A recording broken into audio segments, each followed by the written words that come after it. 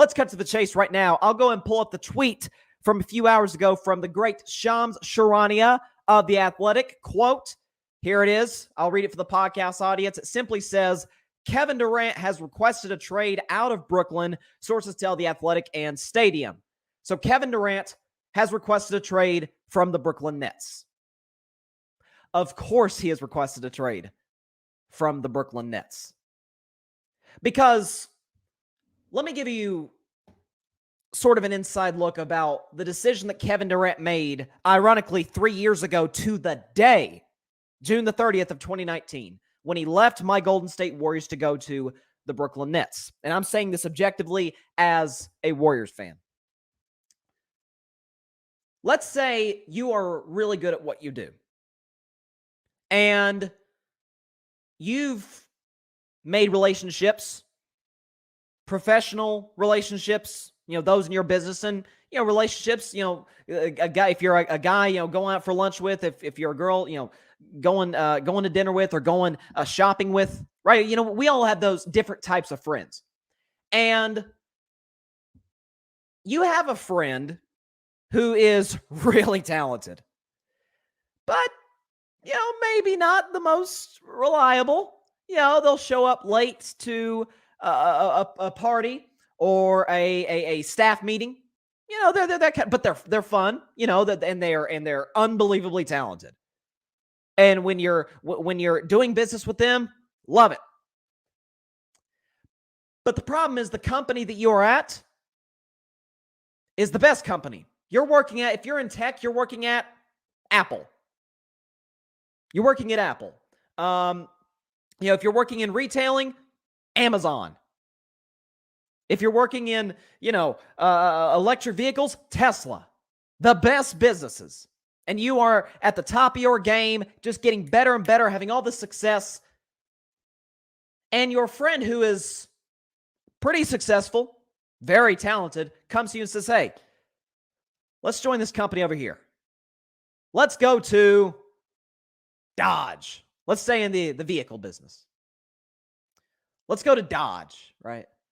And we're going to build Dodge up from the ground up. We're going to have it on equal footing with Tesla. And you left Tesla to go to Dodge. It blew up, and Tesla continues to succeed. That's what Kevin Durant did by leaving the Golden State Warriors to join the Brooklyn Nets with Kyrie Irving. It is never a good investment to leave a phenomenally run organization to go to kind of a dumpster fire, if we're being completely honest, at least since the franchise moved to Brooklyn, just so you could play with your buddy.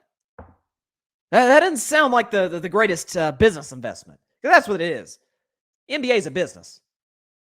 Years ago, people criticized LeBron for leaving the Cleveland Cavaliers, and rather than going to a contender like the Houston Rockets at the time, or Philadelphia was a team that was floated out there. Some even mentioned the San Antonio Spurs, teams ready to compete now. He went to the Lakers.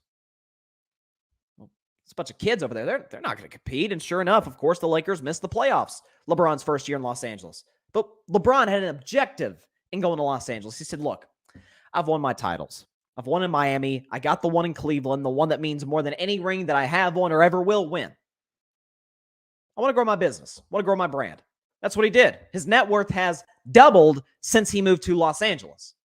He's a billionaire now. If Kevin Durant had left my Golden State Warriors and joined the Boston Celtics, or dare I say an organization that has really been on the come up the last few years, the Los Angeles Clippers. If he had joined the Miami Heat, a team that is actually reportedly, according to Woj, on his wish list along with the Phoenix Suns. Okay, I get it. A team that's well run, on the cusp of a championship, and you say, let's make it happen. You join the Brooklyn Nets. And your first year you missed because you obviously tore his Achilles in the finals. He did not play the first year.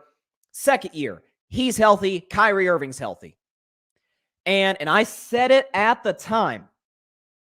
in January of last year, they gave up Jared Allen, arguably the best shot blocker in basketball, certainly top 3. Karis LeVert, gifted scorer. Taurean Prince, excellent defender. They give up all these pieces. They let Spencer Dinwiddie walk out the back door after this past season. Yet and still, they do that to go get James Harden. And the objective of that was, okay, we got 3 superstars, 3 of the 5 best scorers, 3 of the 7, 8 best scorers in basketball. We can go win a championship. Except Kevin Durant's unreliable in his health. Only played 56 games last year. Missed so much time that had he played enough games, he would have been the leading scorer in the NBA this season. But he wasn't. Didn't play enough games. His body is breaking down in recent years. Kyrie Irving, the definition of unreliable. The definition of unreliable. The vaccine stuff, injury history, randomly taking 2 weeks off at the beginning of a season, and then they find pictures of you partying at the club when you are taking an excused absence to get yourself right.